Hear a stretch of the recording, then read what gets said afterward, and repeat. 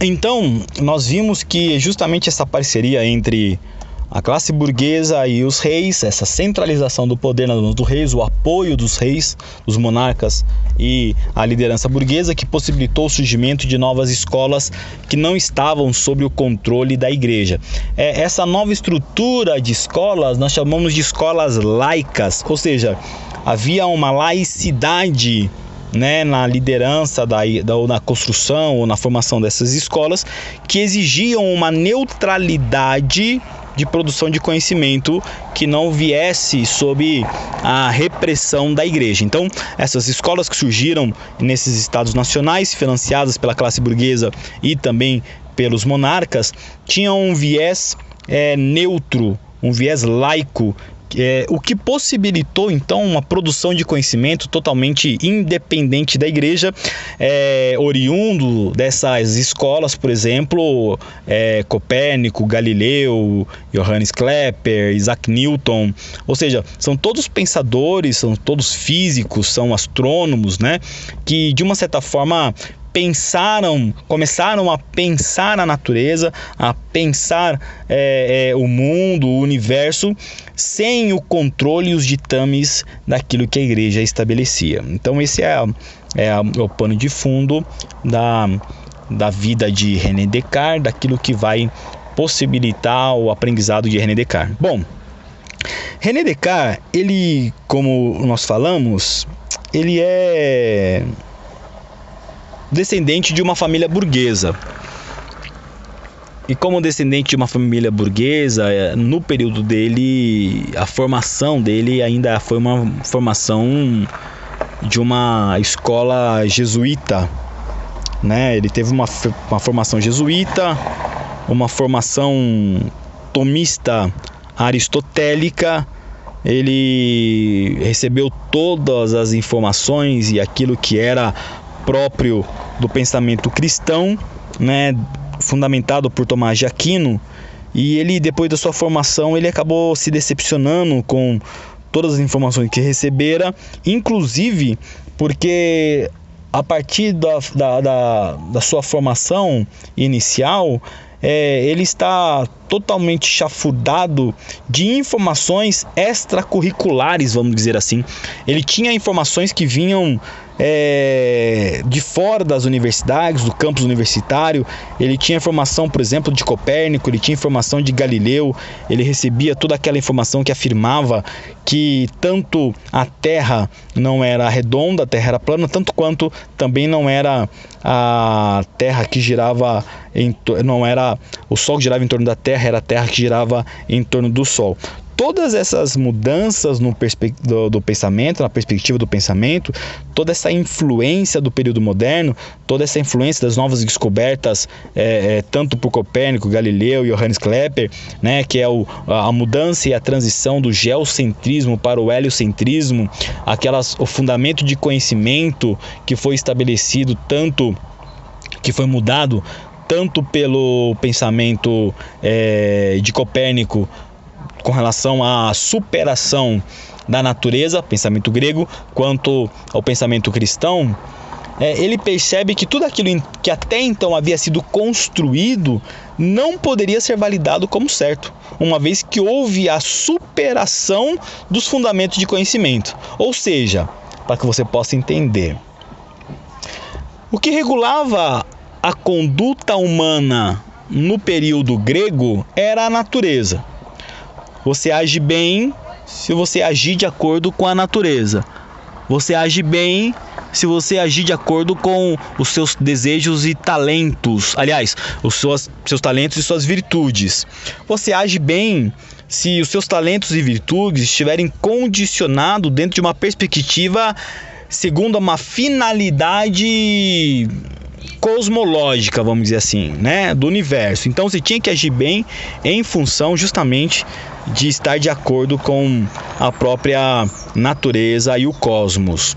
Então você, como parte do cosmos, tinha que de alguma forma conseguir agir em função de um talento e uma virtude que havia lhe sido dado pelo universo, pela providência divina, e você deveria de alguma forma encontrar qual é a sua virtude, qual é o seu talento, encontrar os meios necessários para o desenvolvimento das suas habilidades, e por consequência você colaboraria com a sua finalidade, com o universo, e, como diria Aristóteles, atingiria a eudaimonia.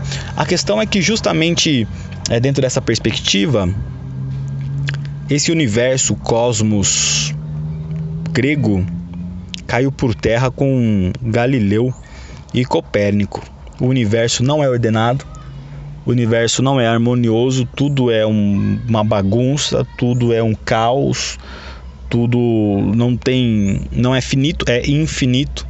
Ou seja, então toda a produção de conhecimento e de relação que estabeleceria a partir da natureza caiu por terra.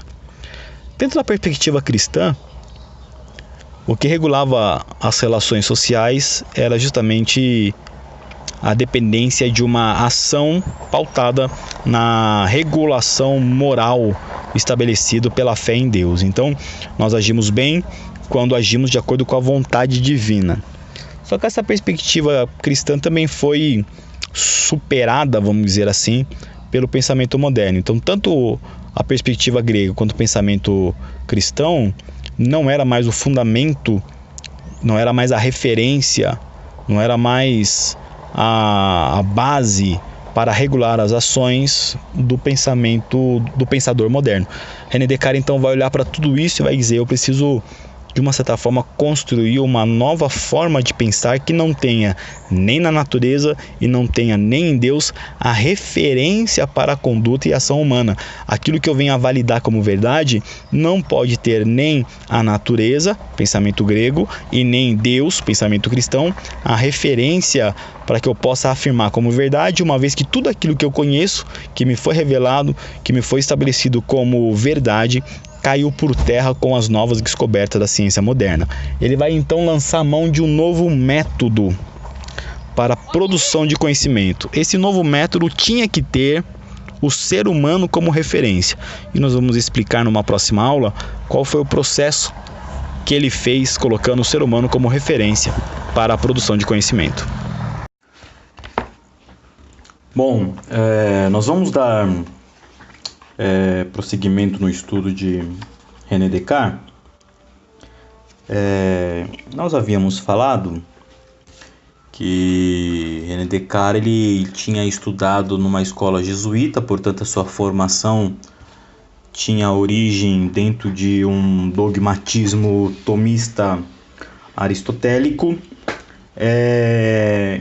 Posterior à sua formação, ele decidiu então investigar por conta própria como alcançar a ciência e, de certa forma, tentar encontrar algo que pudesse satisfazer os anseios de uma alma inquieta que não estava de acordo ou não estava satisfeita com aquilo que até então havia sido alimentado, porque ele havia aprendido a repetir os temas já por tanto tempo estabelecidos como verdades nas escolas do período medieval, né, sob o controle da igreja. O que é interessante reconhecer no texto de René Descartes, principalmente no livro central, no que diz respeito à parte de gnoseologia ou epistemologia, que é o discurso do método, é que René Descartes ele afirma, por exemplo, que todas as pessoas são dotadas de bom senso, ou, nas palavras dele, de razão. De tal maneira que os assuntos humanos, no geral, estivessem ao alcance de cada um. Então veja que ele é o precursor, vamos dizer assim, de um pensamento que não admite discriminações ou limitações de gênero. Na verdade, até antes de Immanuel Kant, ele já propunha, né, por um uso público da razão, já propugnava por um uso público da razão, de modo que não houvesse limitação, inclusive, de gêneros. As mulheres, até então, não eram consideradas seres racionais no sentido completo do termo, né, dentro do período medieval. Elas jamais eram admitidas como interlocutoras do ponto de vista filosófico, da razão. E é interessante perceber que Descartes tinha entre as suas interlocutoras preferidas, por exemplo, a princesa Elizabeth da Alemanha. Né? Para você ter uma ideia, em algum momento da sua história, ele foi convidado a dar aulas, né, ou esclarecer a rainha da Suécia, chamado Rainha Cristina, para poder morar em Estocolmo e dar aulas, né, para a corte. Ele foi convidado pela Rainha Cristina para dar aulas na corte. Ele ficou lá durante um bom tempo e ao final de um mês ele já teria contraído uma pneumonia grave e o que em poucos dias o levaria à morte. Tamanha presença de pessoas do sexo feminino entre o público que ouvia René Descartes. Não havia para ele então, isso é legal a gente afirmar, um preconceito com relação ao exercício filosófico, ou exercício da reflexão, ou exercício da filosofia por parte da mulher. Ele pregava uma igualdade de gênero entre os séculos, né? Acho que é extremamente interessante. Uma pessoa sem preconceitos, né? Era justamente ideal para um pensador que começava filosoficamente com um discurso de método, né? Um discurso do método. Esse novo discurso viria acompanhado justamente desta afirmação da igualdade de gênero entre os sexos, uma vez que ele afirmava que o conhecimento estava ao alcance de todos. Bom,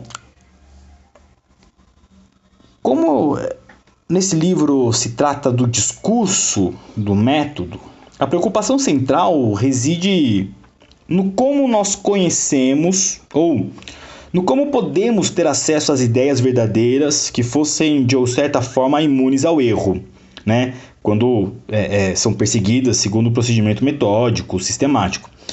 Descartes se voltava contra todo pré-conhecimento ou todo preconceito, né? Pois a maneira mediante o qual a gente pensa ou a qual pensamos nos induz frequentemente ao erro, à falsidade, à mera aceitação do senso comum, daquelas ideias que foram sedimentadas no nosso modo habitual de pensar. Então, Descartes propugnava por um pensamento jovem, aberto à crítica e aos questionamentos, que fosse de uma certa forma capaz de exercer uma dúvida cética e de resistir à mesma dúvida graças a uma razão aberta ao questionamento de seus próprios princípios. Ou seja, ele se esforçava, né, ele lutava, portanto, por um mundo onde a fé não ordenasse as relações humanas, mas ficasse confinada a um lugar específico, ao do culto de cada um, não invadindo as esferas dos costumes, da política, da filosofia e da ciência em geral. Ou seja, ele propunha que a fé ficasse no local onde era o lugar dela. Ela tinha um lugar especial nas relações humanas, que eram as suas relações pessoais, no que diz respeito a referências ao culto. Mas jamais a fé poderia, de uma certa forma, influenciar ou invadir outras esferas que não lhe eram de direito, que não lhe diziam respeito, como é o caso dos costumes, da política, da filosofia ou, de uma certa forma, da ciência no geral.